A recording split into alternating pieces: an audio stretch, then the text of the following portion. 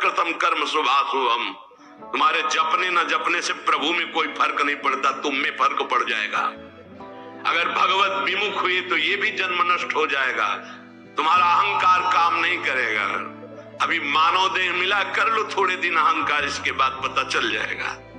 इसलिए अहंकार छोड़ो, शास्त्र आज्ञा, संत आज्ञा, गुरुजनों की आज्ञा का पालन करो, जिससे तुम्हारा हृदय महान हो जाए। उस महान को प्राप्त करने के लिए हृदय महान चाहिए। तुम्हारा स्वरूप ही है आनंदमय। जीव सहज सुख त्यागे, सहज सुख राशि। तू अपने को नहीं जान पा रहा, इसलिए देह भाव से पापाचरण कर रहा है। अरे सावधान रहना चाहिए। दूसरे की निंदा सुनने मात्र से उसके सारे पाप हमारे ऊपर आ जाते हैं। कहीं पर निंदा हो रही हो तो वहां का सिद्धांत है, कान में अंगुली डाले, राधा राधा, कान में इसलिए कि अब दोबारा शब्द ना पढ़ पावे, और वहां से खड़ा होकर चला जाए।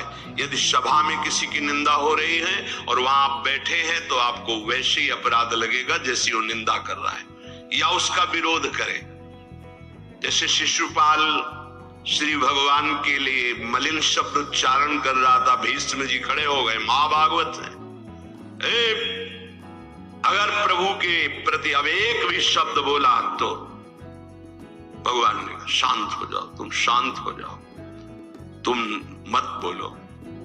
कुछ राजा शिशुपाल के पक्ष के थे, तो आवेश में भीष्म जी आ गए।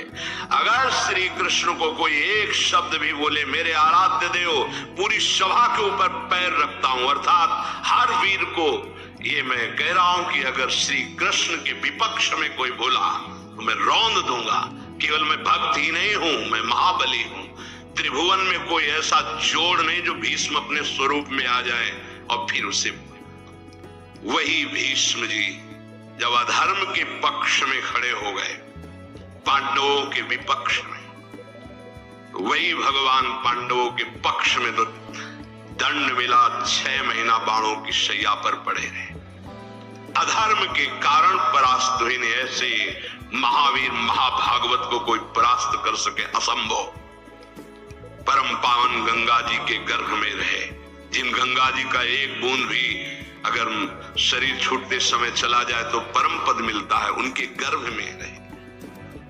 अगर अधर्म का पक्ष ले लिया गया, अधर्म हो रहा है, सभा में बैठे हैं, तो उसी समय तेज नष्ट हो जाएगा, पुण्य नष्ट हो जाएगा, पाप का भागी बनेगा। जैसे भीष्म जैसे महापुरुष को भी बनना पड़ा।